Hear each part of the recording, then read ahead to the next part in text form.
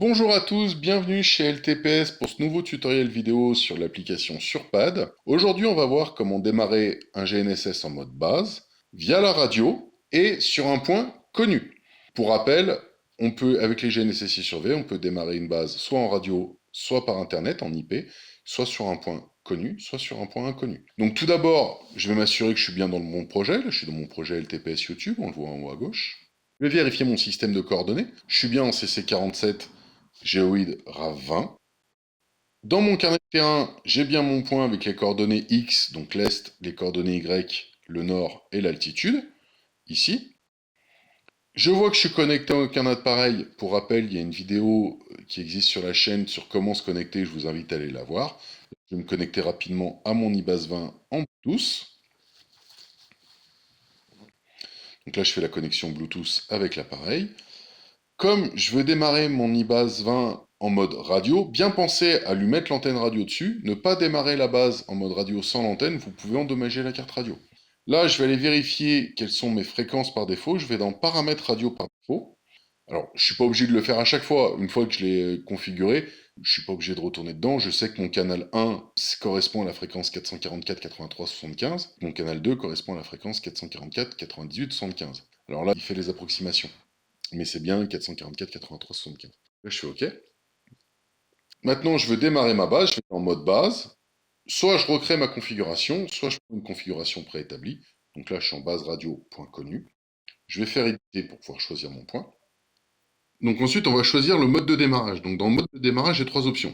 Point unique, spécifier les coordonnées de la base ou HP Smart Base. Point unique, ça veut dire que la base, en fait, elle va pas être sur un point connu de manière précise, elle va être démarrée sur un point approximatif, à 3 mètres près. Alors, ça peut être très pratique si je veux juste prendre des points et les comparer entre eux, typiquement pour faire un calcul de volume pour un devis éventuel. Par contre, je pourrais pas me faire un géoréférencement derrière.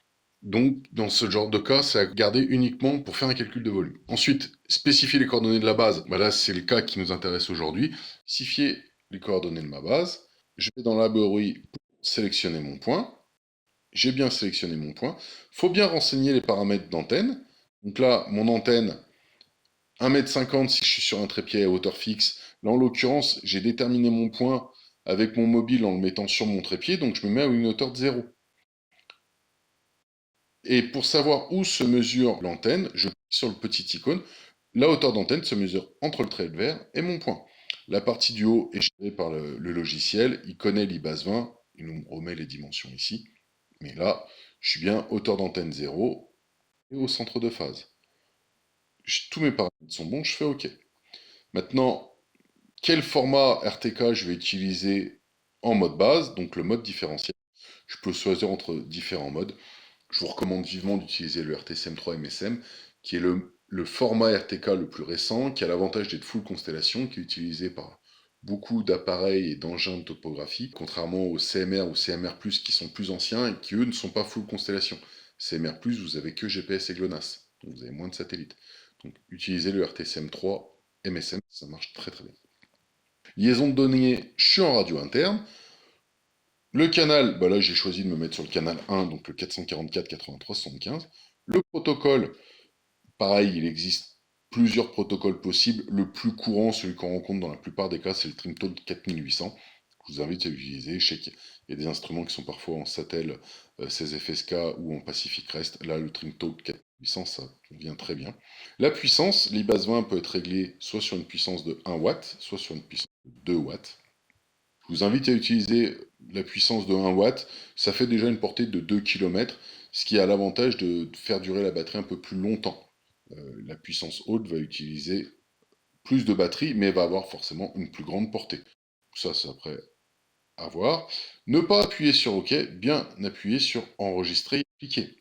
Donc là, le carnet envoie les informations à la base pour démarrer la base avec tous les paramètres que je lui ai demandé. La base va se démarrer sur le point que je lui ai déterminé.